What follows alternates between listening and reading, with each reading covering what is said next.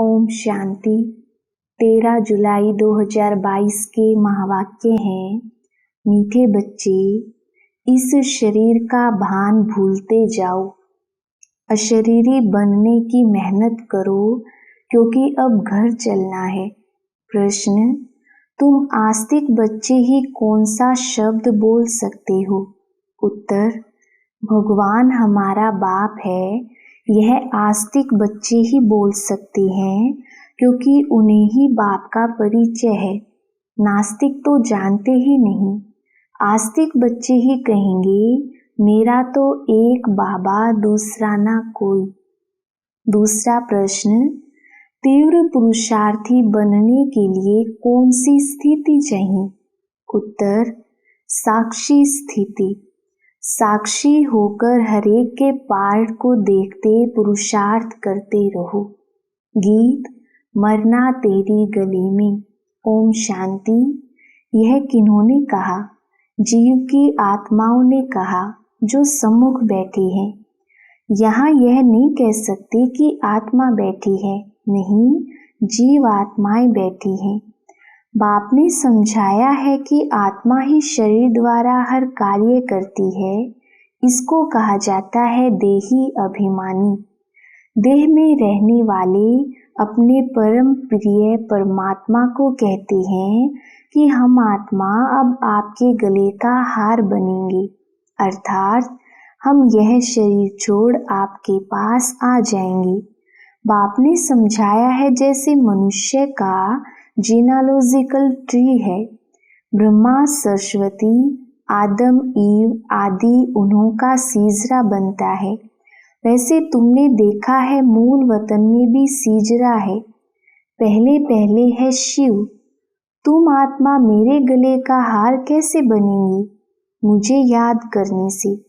जितना जो मुझे याद करते हैं उतना तीखी डोरी पहनते हैं। मेरे साथ बहुत प्रेम है। मेरे पास आने बिना रह नहीं सकते क्योंकि आत्मा को इस शरीर के साथ सुख नहीं दुख है। अब भगवान तो है निराकार, कहते भी है निराकार आत्माओं को। वह परमपिता परमात्मा ही सृष्टि के आदि मध्य अंत को जानते हैं, त्रिकालदर्शी हैं। और कोई मनुष्य भल कितना बड़ा पंडित हो, वेद शास्त्र पढ़ा हुआ हो, परंतु उनको इस सृष्टि के आदि मध्य अंत का ज्ञान नहीं है। नास्तिक होने के कारण त्रिकालदर्शी हो नहीं सकते।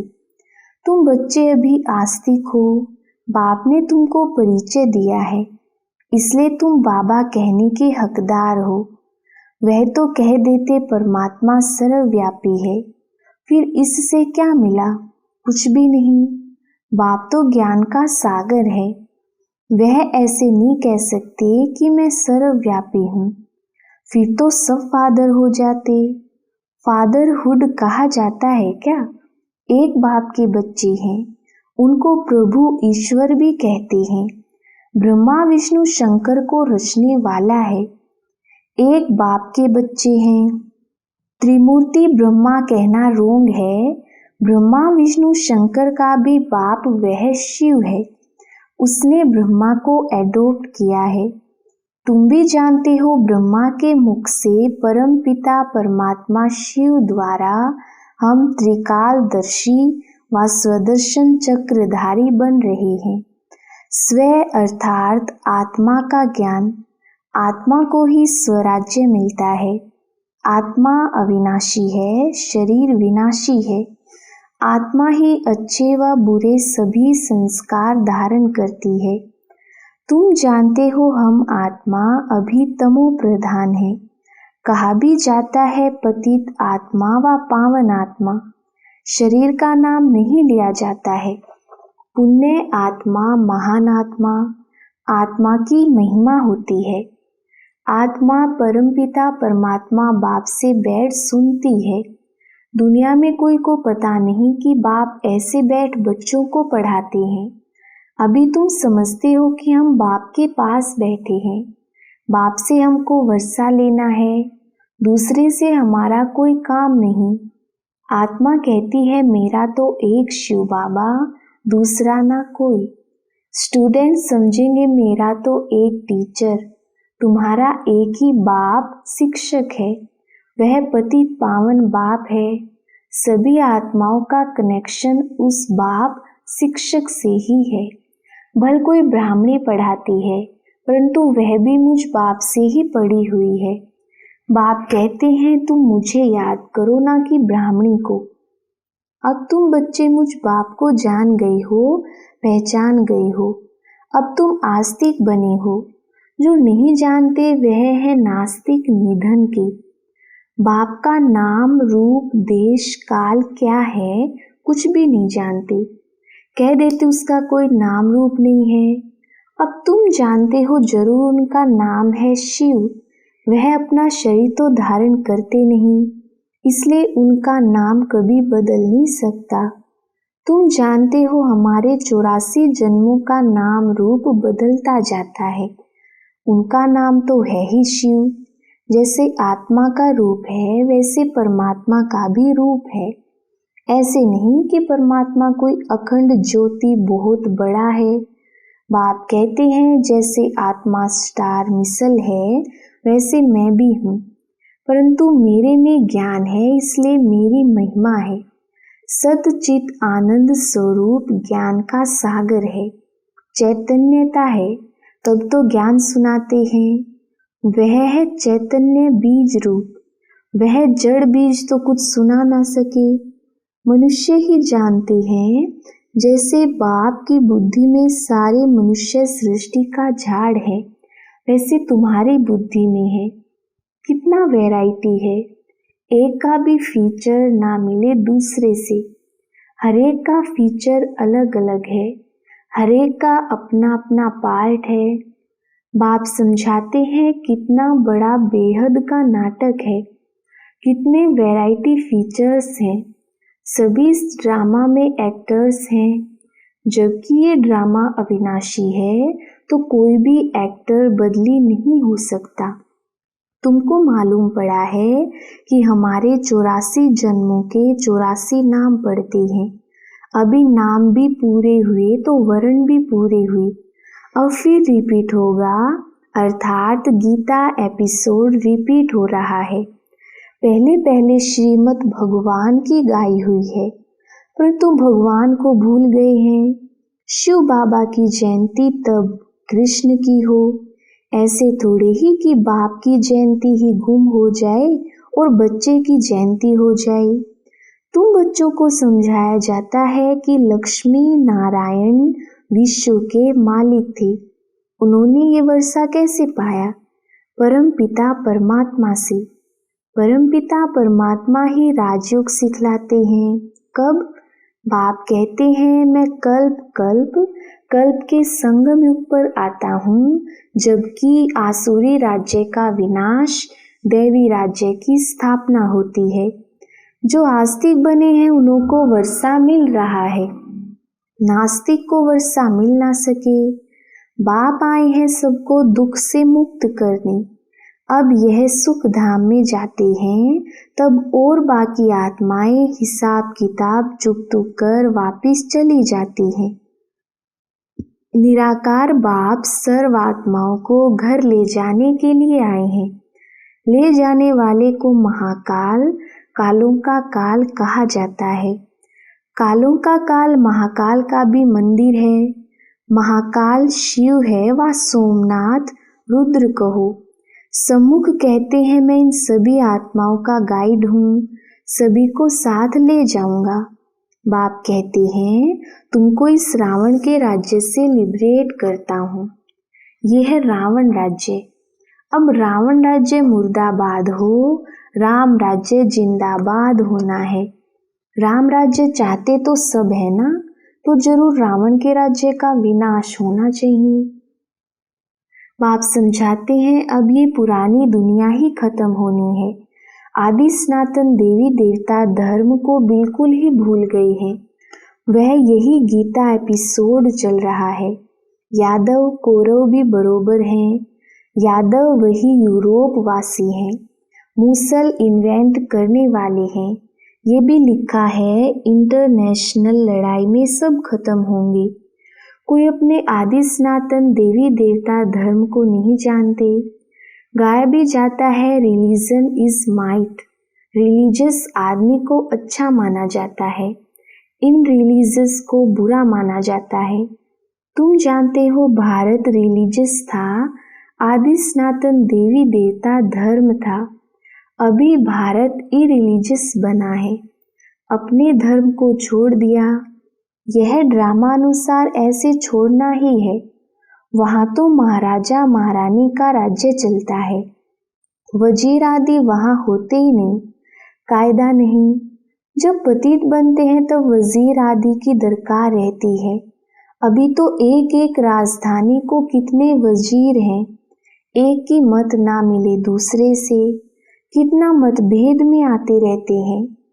अभी तुम बच्चे जानते हो कि बाबा हमको पढ़ा रहे हैं मनुष्य से देवता बनाने। बाप कहते हैं सभी अपने को आत्मा समझो, देह के इन सब संबंधों को भूल जाओ। एकदम बैगर बन गए, सब कुछ दे दिया, शरीर भी दे दिया, बाकी क्या रहा? कुछ भी नहीं। परमपिता परमात्मा कहते हैं मैं आत्माओं से बात करता हूँ, आत्माओं को ले जाना है। इस शरीर के भान को भूलते जाओ, इसमें ही मेहनत है। बाप कहते हैं मीठे बच्चों, सारा कल्प तुम देह अभिमानी रहे हो, लौकिक बाप को ही याद किया है। अब देही अभिमानी बन मेरे को याद करो, मेरी याद से ही बल मिलेगा। हे बच्चे, हे आत्माएं, मामेकम याद करो, दूसरा ना कोई। भूले चूके भी और कोई को याद नहीं करना है। तुम यह प्रतिज्ञा करते हो, बाबा मेरे तो आप एक ही हो, हम आत्मा हैं, आप परमात्मा हो। आपने बतलाया है आत्मा हमारे बच्चे हो। अब रावण के दुख से तुमको लिबरेट कर वापिस ले जाने आया हूँ। अब बच्चों को धीरज धरना है। जब राजधानी स्थापन हो जाएगी तो फिर ये महाभारी महाभारत की लड़ाई लगेगी, तभी कलयुग बदल सतयुग हो सकता। तो मैं कालों का काल ठहराना। मैं बाप भी हूँ तो शिक्षक भी हूँ, पतित पावन भी हूँ, फिर मैं महाकाल भी हूँ। कहाँ ले जाऊंगा? मीठे बच्चे, मुक्ति धाम में ले जाऊंगा। यहाँ से मुक्त होंगे तो स्वर्ग में आएंगे। तुम पढ़ते हो भविष्य में देवी देवता बनने। अब तुम ब्राह्मण ईश्वरीय संतान हो। सब कहते हैं हम ब्राह्मण ईश्वरीय संतान हैं, ब्रह्मा की औलाद भाई बहन है, विकार में जा नहीं सकते। हम ईश्वरीय पोत्रे पोत्रियां हैं, उनसे हम वर्षा ले रहे हैं। जितना जो पुरुषार्थ करेंगे उतना पद पाएंगे। कल्प कल्प पुरुषार्थ किया होगा तो अब तुम पुरुषार्थ करने लग पड़ेंगे। इसमें साक्षी रहने का अभ्यास चाहिए। साक्षी होकर देखो हरे कितना पुरुषार्थ करते हैं, कहाँ तक फॉलो करते हैं। कोई के नाम रूप में नहीं अटकना है, सिवाय बाप के और कोई याद ना आए। बाबा कहते हैं बच्चे, मैं तुम्हें राजयोग सिखलाए पावन बनाकर साथ ले जाऊंगा। अभी तुम समझते हो बरोबर कल्प कल्प हमको बाप से शिक्षा मिलती है ड्रामा अनुसार।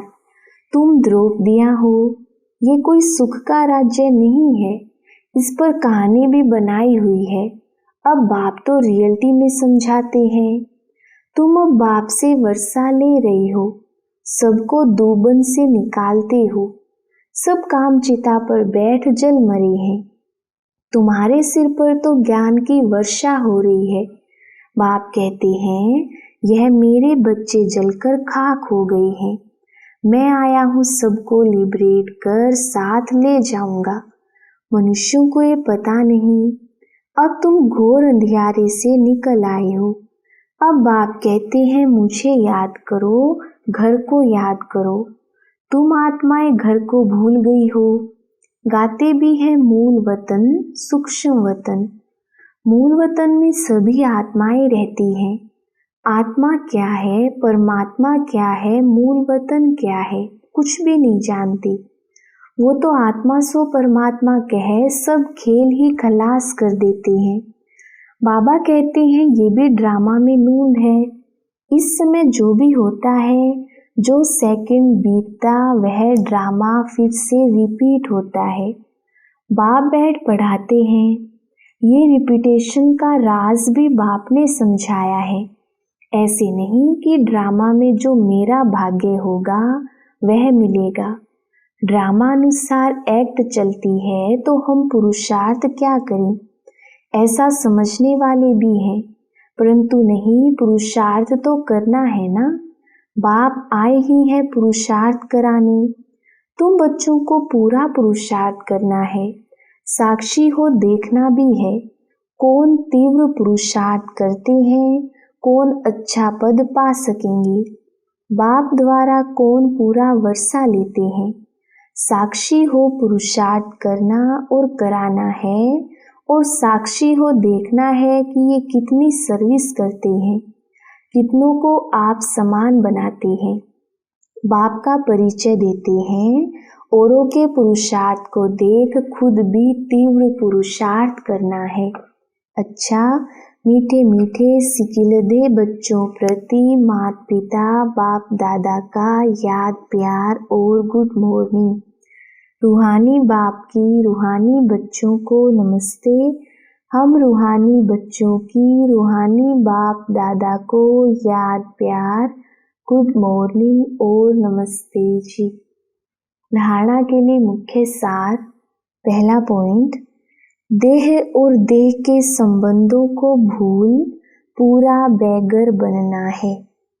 मेरा कुछ नहीं, देही अभिमानी रहने की मेहनत करनी है। किसी के नाम रूप में नहीं अटकना है। दूसरा पॉइंट, ड्रामा में होगा तो पुरुषार्थ कर लेंगे, ऐसा सोचकर पुरुषार्थहीन नहीं बनना है।